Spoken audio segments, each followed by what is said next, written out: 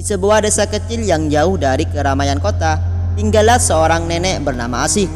Penampilannya sederhana, setiap hari ia mengenakan kebaya lusuh dan kain batik yang mulai pudar warnanya. Rambutnya yang putih diikat rapi ke belakang dan wajahnya selalu dihiasi senyuman hangat. Di usianya yang hampir 70 tahun, Nenek Asih hidup seorang diri di sebuah rumah kayu kecil yang dikelilingi oleh kebun sederhana.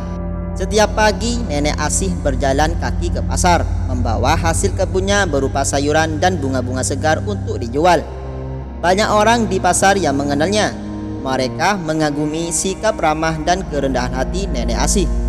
Meski hidup dengan sederhana, ia selalu menyempatkan diri membantu tetangga yang membutuhkan, entah dengan memberi makanan atau sekadar mendengar keluhan mereka. Namun ada sesuatu yang membuat banyak orang penasaran. Meski terlihat hidup pas-pasan, Nenek Asih tidak pernah mengeluh. Bahkan ia sesekali memberikan sumbangan besar untuk acara desa, seperti pembangunan masjid atau bantuan untuk anak-anak kurang mampu. Tapi setiap kali ditanya dari mana ia mendapatkan uang, ia hanya tersenyum dan berkata, "Rezeki itu datang dari Tuhan. Selama kita berbagi takkan pernah habis." Hingga suatu hari, seorang pemuda bernama Raka yang bekerja di kota besar kembali ke desa untuk menjenguk ibunya. Raka yang penasaran dengan kehidupan Nenek Asih mencoba mendekatinya. "Mak, kenapa Nenek Asih itu bisa hidup begitu tenang? Dari mana beliau dapat uang untuk membantu orang padahal hidupnya sederhana?" tanya Raka pada ibunya. Ibunya hanya tersenyum. "Nenek Asih itu perempuan luar biasa, nak. Tapi kalau kau ingin tahu cerita sebenarnya, kau harus mendengarnya langsung dari beliau." Esok harinya, Raka memutuskan untuk menemui Nenek Asih. Ia melihatnya sedang menyiram bunga di kebunnya. "Nek, saya Raka, anak Bu Ani. Saya penasaran bagaimana nenek bisa tetap membantu banyak orang meski hidup sederhana seperti ini?" tanya Raka dengan sopan. Nenek Asih terdiam sejenak, lalu tertawa kecil. "Nak, setiap orang punya perjalanan hidupnya masing-masing. Kalau kau benar-benar ingin tahu, datanglah ke rumahku besok pagi. Aku akan menceritakan segalanya." Raka tak menyangka Nenek Asih akan membuka rahasia hidupnya. Malam itu ia tidak bisa tidur membayangkan apa yang akan diceritakan oleh nenek tua itu. Keesokan harinya ia datang ke rumah Nenek Asih dengan penuh antusias. Namun apa yang ia dengar membuatnya terkejut dan tidak percaya. Raka tiba di rumah Nenek Asih tepat pukul 7 pagi. Nenek sudah menunggunya di beranda rumah dengan secangkir teh hangat dan senyuman yang tak pernah hilang dari wajahnya. Setelah berbasa-basi sejenak, Nenek Asih mengajak Raka duduk di ruang tamunya yang sederhana. "Nak, kau ingin tahu tentang hidupku?" tanya Nenek Asih. "Ya, Nek, saya ingin tahu bagaimana nenek bisa membantu banyak orang meski hidup seperti ini," jawab Raka penasaran. Nenek Asih terdiam sejenak, memandang keluar jendela. Matanya menerawang seperti mengingat kembali masa lalunya. "Dulu hidupku tidak seperti sekarang. Aku pernah menjadi seorang pengusaha besar." Nenek Asih memulai. Raka terkejut. "Pengusaha besar? Maksud nenek?" Nenek Asih mengangguk. "Iya, aku pernah memiliki banyak hotel mewah di berbagai kota. Aku memulai semuanya dari nol, nak. Suamiku almarhum kakekmu adalah orang yang sangat cerdas. Bersama-sama kami membangun bisnis perhotelan dari hanya satu penginapan kecil di pinggir jalan. Tapi setelah dia meninggal, aku memutuskan untuk menjual sebagian besar aset kami dan hidup sederhana." Raka mengernyit dahi semakin bingung. Kenapa nenek memutuskan untuk hidup sederhana? Bukankah dengan kekayaan itu nenek bisa menikmati hidup dengan lebih nyaman? Nenek Asih tersenyum tipis. "Kenyamanan bukan hanya soal materi, nak. Ketika suamiku meninggal, aku menyadari sesuatu. Kekayaan itu tidak akan kubawa mati. Banyak orang di sekitarku yang hidup susah, sedangkan aku memiliki lebih dari cukup. Aku ingin hartaku menjadi berkah, bukan sekadar tumpukan angka di rekening." Nenek Asih melanjutkan ceritanya. Setelah menjual sebagian besar hotelnya, ia menyisakan hanya satu hotel di kota besar, yang hingga kini masih menjadi sumber pendapatannya. Namun keuntungan dari hotel itu tidak ia gunakan untuk dirinya sendiri. Sebagian besar ia sumbangkan untuk untuk membangun fasilitas umum, membantu pendidikan anak-anak kurang mampu dan kebutuhan masyarakat di desanya. Tapi kenapa nenek tidak hidup lebih layak? Bukankah itu hak nenek setelah bekerja keras?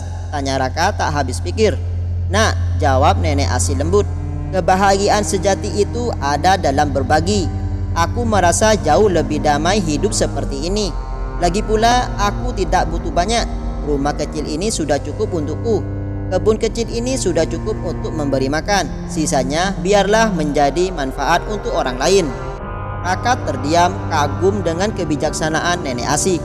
Ia baru menyadari bahwa kehidupan sederhana nenek tua itu bukan karena kekurangan, melainkan pilihan dari hati yang penuh cinta dan kepedulian. Namun nenek Asih tidak berhenti di situ. Ia memandang Raka dengan sorot mata yang dalam dan berkata, "Nak, aku ingin kau belajar satu hal dari hidupku. Jangan pernah lupa daratan ketika kau berhasil. Gunakan apa yang kau miliki untuk membantu orang lain. Kekayaan yang sejati adalah kekayaan hati." Mendengar itu, hati Raka bergetar.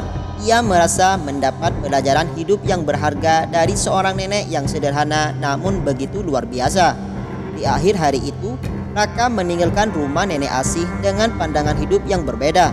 Tapi ia juga penasaran seperti apa hotel yang masih dimiliki oleh nenek Asih. Maka tanpa sepengetahuan nenek, Raka memutuskan untuk mencari tahu.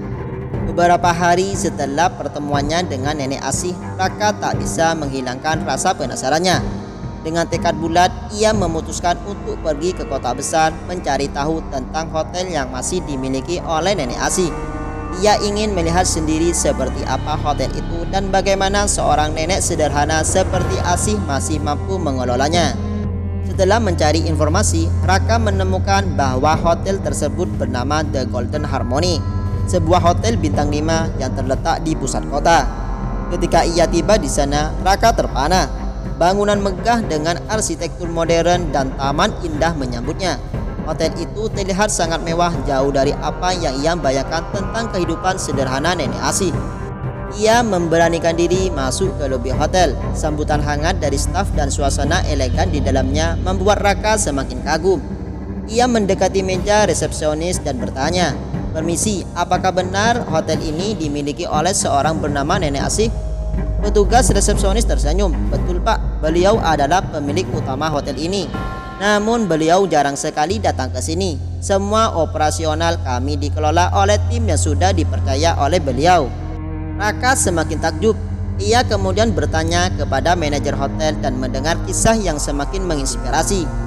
Menurut manajer, keuntungan dari hotel ini sebagian besar digunakan untuk kegiatan amal seperti membangun sekolah gratis, menyediakan rumah layak bagi kaum miskin, dan mendanai berbagai program pemberdayaan masyarakat. Meski pemiliknya seorang miliarder, beliau tidak pernah hidup mewah. "Kami semua sangat menghormati beliau," kata manajer itu. Mendengar semua itu, Raka merasa harus kembali menemui nenek Asih. Ia ingin mengucapkan terima kasih atas perjalanan hidup yang telah ia dapatkan. Ketika Raka kembali ke desa dan menemui nenek Asih, ia tak mampu menahan rasa kagumnya. "Nek, saya sudah melihat hotel itu. Kenapa nenek tidak memberitahu orang-orang tentang semua kebaikan yang nenek lakukan? Bukankah itu bisa menjadi inspirasi bagi banyak orang?" Nenek Asih hanya tersenyum lembut. "Nak, kebaikan itu tak perlu diumbar. Tuhan sudah tahu, itu cukup. Lagi pula, aku tidak melakukan semua ini untuk pujian. Aku hanya ingin hidupku bermanfaat sebelum aku pergi selamanya." Raka tersentuh hingga meneteskan air mata. Ia menyadari bahwa nenek Asih adalah contoh nyata bagaimana kekayaan yang sejati bukanlah tentang harta, melainkan tentang seberapa banyak hidup kita memberi arti bagi orang lain.